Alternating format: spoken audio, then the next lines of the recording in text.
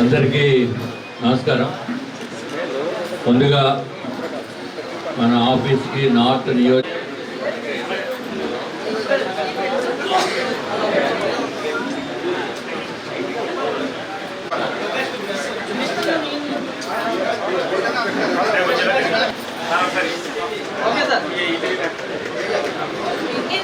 Public issues మన in writing కనుక రాసి ఎమ్మెల్యే ద్వారా కన్సర్న్ ఎమ్మెల్యే ఎవరైతే ఇతర నియోజకవర్గంలో వారికైనా వారు చెప్పిన వారు దాన్ని అంగీకరించి ఇక్కడికి రావడం జరిగింది.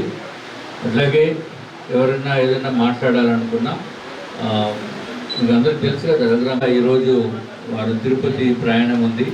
వెళ్ళేటప్పుడు ఇక్కడికి రండి, మన నార్త్ నియోజకవర్గంలో ఎవరైతే సీఎం రిలీఫ్ ఫండ్ వచ్చి అన్న వేరే ప్రోగ్రాం ఉండి నిన్న ఫుడ్ అండ్ సేఫ్టీ మీద పిటిషన్స్ కమిటీ ఎం వెంకట రమణి 50,000 రూపాయలు 50,520 దానిపైన అధికారులతో డిస్కస్ చేసి ఆ సమస్యని పరిష్కారం చేసేదానికి అవకాశాలు చాలా ఎక్కువ ఉంటాయి. కాబట్టి దీన్ని కూడా మనం సద్వినియోగం. 44వ వార్డు నలుగురు ఉన్నారు. పొట్మాల రమేష్ కుమార్, 43వ వార్డు పొట్మాల రమేష్ కుమార్,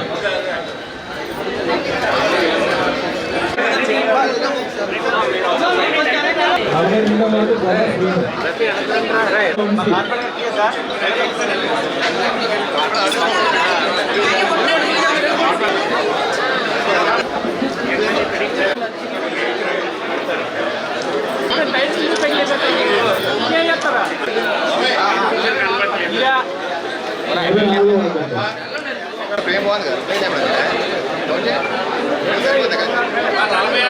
వార్డు రాబోయి కాంతమ్మ, అధ్యక్షులు కూటమి అధ్యక్షులు కూడా రండి.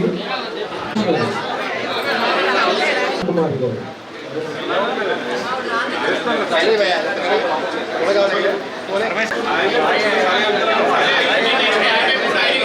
53వ వార్డు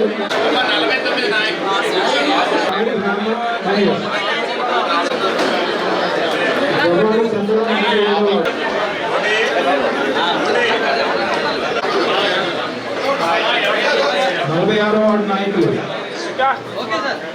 తర్వాత 47వ వార్డు జవాని చంద్ర,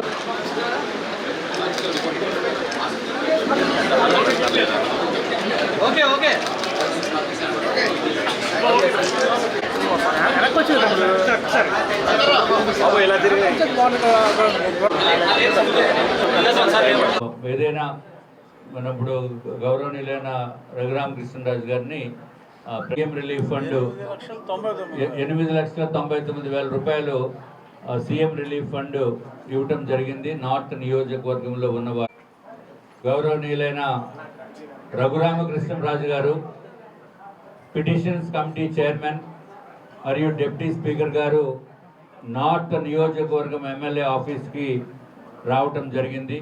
వారికి స్వాగతం పలుకుతున్నాము. ఇక్కడ కార్పొరేటర్స్ అందరూ కూడా వచ్చారు. వారందరి తరఫున కూడా నేను రఘురామకృష్ణరాజు గారికి స్వాగతం పలుకుతున్నాము. ముఖ్యమంత్రి గారి సహాయ నిధి సీఎం రిలీఫ్ ఫండ్ ఇందులో భాగంగా గతంలో ఎన్నో విడతలు విష్ణుకుమార్ రాజు గారు ఇచ్చున్నారు. ఈరోజు అనుకోకుండా నిన్న మా మీటింగ్ జరగటం, పిటిషన్స్ కమిటీ, అందులో విష్ణుకుమార్ రాజు గారు సభ్యులు, ఆ సందర్భంగా ఈ చెక్స్ వచ్చినాయి. రేపు మనం కలిసి ఇక్కడ మా ఆఫీస్లో ఈ చెక్స్ పంపిణీ చేద్దాం ముఖ్యమంత్రి గారి రిలీఫ్ ఫండ్ నుంచి అన్న వెంటనే తప్పకుండా రెగ్యులర్గా మా నియోజకవర్గంలో కూడా ప్రతి నెల ఇంచుమించుగా 2 సార్లు ప్రతి 15-20 రోజులకి ఒకసారి ఇదే కార్యక్రమం చేపడుతున్నాం.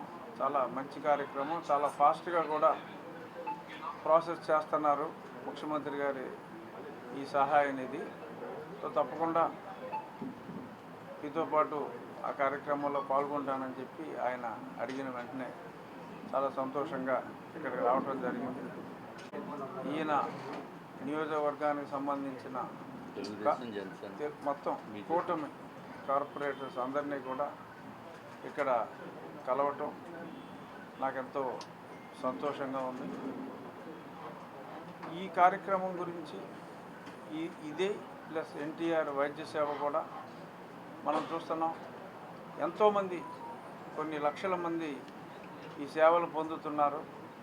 కొంచెం పేమెంట్ ఆర్థిక మరి గతంలో మరి అప్పులు మరీ ఎక్కువగా ఉన్నందువల్ల ఆర్థికంగా ఇబ్బంది ఉన్నప్పటికీ కూడా మరి నిన్న సాయంత్రం ఒక 250 కోట్ల రూపాయలు ఎన్టీఆర్ వైద్య సేవ నిమిత్తం రిలీజ్ చేయడం జరిగింది.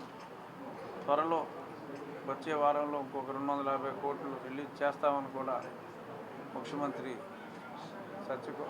మంత్రివర్యులు సత్యకుమార్ యాదవ్ గారు చెప్పడం కూడా జరిగింది. ఎన్ని కష్టాలు ఉన్నప్పటికీ ప్రజల ఆరోగ్యమే మెయిన్ పరమావధిగా ఈ ప్రభుత్వం సుమారు 4.5 దశాబ్దాల క్రితం మేము ఒకే క్లాస్లో బీ ఫార్మసీలో జాయిన్ అయ్యాం. తర్వాత ఆయన ఇంజనీరింగ్ కాలేజీకి వెళ్ళిపోయారు ఆంధ్ర యూనివర్సిటీలో. అప్పటి నుంచి కూడా మేము మంచి స్నేహితులు. ఇప్పుడు ఒకే శాసనసభలో, అప్పుడు ఒకే క్లాసులో ఉన్నవాళ్ళం, ఇప్పుడు ఒకే శాసనసభలో మరి ఒక జాతీయ పార్టీ ప్రతినిధిగా ఫ్లోర్ లీడర్గా ఆయన ఉంటాం. నేను కూడా అదే శాసనసభలో డిప్యూటీ స్పీకర్గా ఉంటాం. చాలా ఆనందంగా ఆశ్చర్యంగా కూడా ఒకప్పుడు ఒక క్లాసులో ఉన్నవాళ్ళను మళ్ళీ అదే అసెంబ్లీలో మంచి స్థానాల్లోనే అలా ఉండగలగటం నిజంగా. ఆ తర్వాత మళ్ళీ ఇలా మీ ముందు ఆయన ఆఫీస్లో కూర్చొని ఈ చెక్కుల పంపిణీ మీ అందరితోటి కలిసి మాట్లాడటం చాలా హ్యాపీగా నేను ఫీల్ అవుతున్నాను. ఈ సందర్భంగా అకేజన్ కూడా మీతో పంచుకుంటున్నాను. మరిన్ని చేయాలని అంటే నాకు నాలెడ్జ్ దీని మీద తక్కువ అయినప్పటికీ కూడా నేను ఖచ్చితంగా చెప్పగలిగేది ఏంటంటే ఉద్యోగాలు ఎక్కువ తక్కువ అన్నది కాదు. దీని వలన ఒక ఫిలిప్ ఒక బూస్ట్ ఈ ఇన్ఫ్రాస్ట్రక్చర్ వచ్చినందువల్ల ఈ ఇన్ఫ్రాస్ట్రక్చర్ ఇక్కడ ఉంది కాబట్టి ఆ వచ్చే ఇన్ఫ్రాస్ట్రక్చర్లో చాలా ఎక్కువ జాబ్స్ ఇందులో పరిస్థితి ఒక 10,000 రావచ్చు. కానీ ఈ 10,000 ఉద్యోగాలు వచ్చే ఇన్ఫ్రాస్ట్రక్చర్ వలన రేపు భవిష్యత్తులో 1,00,000 ఉద్యోగాలు వచ్చే